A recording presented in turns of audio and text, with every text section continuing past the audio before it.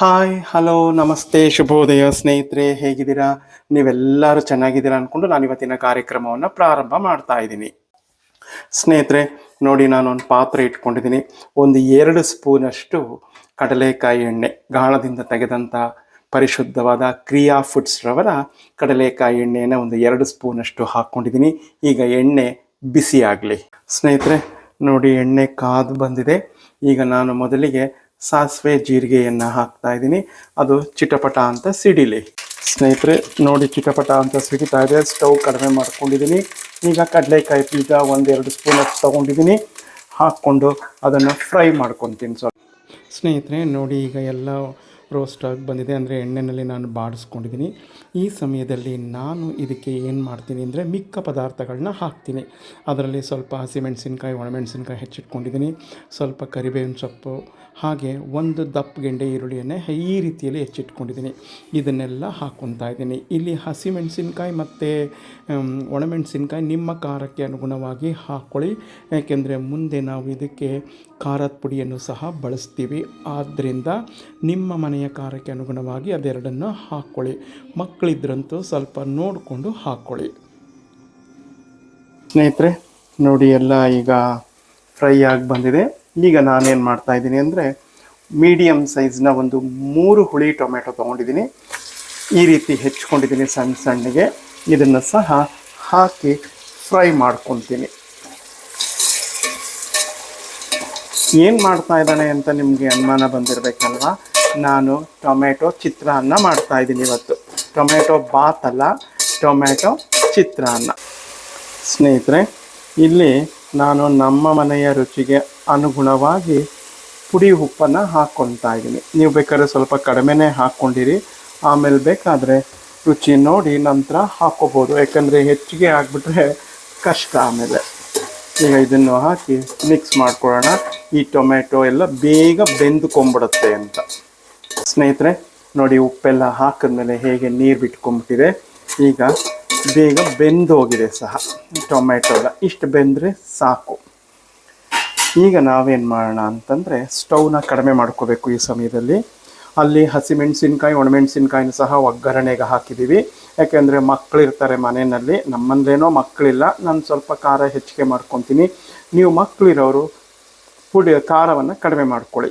ಇಲ್ಲಿ ನಾನು ಸಾಂಬಾರು ಪುಡಿಯನ್ನು ಹಾಕ್ಕೊತಾ ಇದ್ದೀನಿ, 2 ಸ್ಪೂನಷ್ಟು.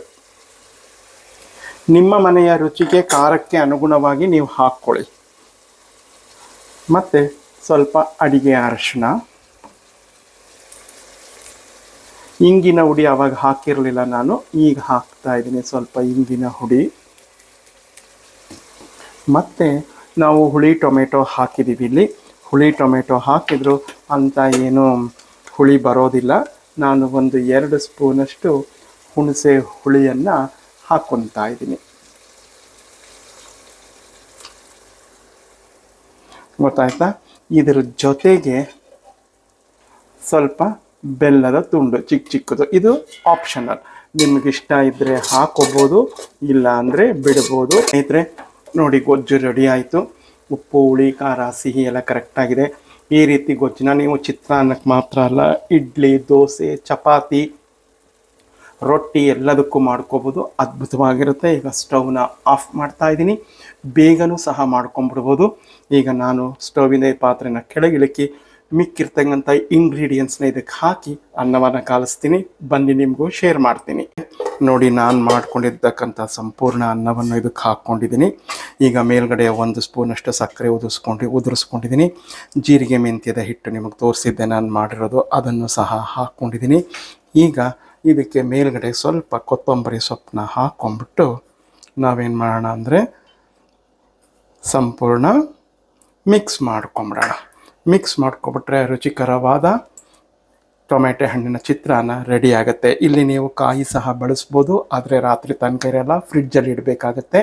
ನಾವು ಕಾಯಿಯನ್ನು ಬಳಸದೆ ಹೋದರೆ ಬಿಸಿ ಅನ್ನದಲ್ಲೇ ಮಾಡಿದ್ರೆ ಸಾಯಂಕಾಲ ರಾತ್ರಿ 9:30 10 ಗಂಟೆವರೆಗೂ ಇರುತ್ತೆ, ಕೆಟ್ಟೋಗೋದಿಲ್ಲ, ತುಂಬ ಚೆನ್ನಾಗಿರುತ್ತೆ. ಈಗ ಮಿಕ್ಸ್ ಮಾಡಿ ತೋರಿಸ್ತೀನಿ. ಆಮೇಲೆ ನಾನಿಲ್ಲಿ ಬಳಸಿರೋದು ಸಾಂಬಾರು ಹುಡಿ, ನೀವು ಅಚ್ಚ ಖಾರದ ಪುಡಿ ಬೇಕಾದರೂ ಹಾಕ್ಕೋಬೋದು. ಸ್ನೇಹಿತರೆ, ರುಚಿಕರವಾದ ಆರೋಗ್ಯಕರವಾದ ಟೊಮೆಟೊ ಚಿತ್ರಾನ್ನ ರೆಡಿಯಾಗಿದೆ. ಮಾಡೋ ವಿಧಾನ ಸಂಪೂರ್ಣವಾಗಿ ತೋರಿಸಿದ್ದೀನಿ.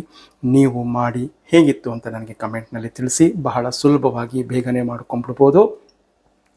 ನಾನು ಹುಳಿ ಟೊಮೆಟೊ ಹಾಕಿದ್ದೀನಿ. ನೀವು ಬೇಕಾದ್ರೆ ಆ್ಯಪಲ್ ಟೊಮೆಟೊ ಅಂದರೆ ಜಾಮ್ ಟೊಮೆಟೊನ ಸಹ ಉಪಯೋಗಿಸ್ಕೋಬೋದು.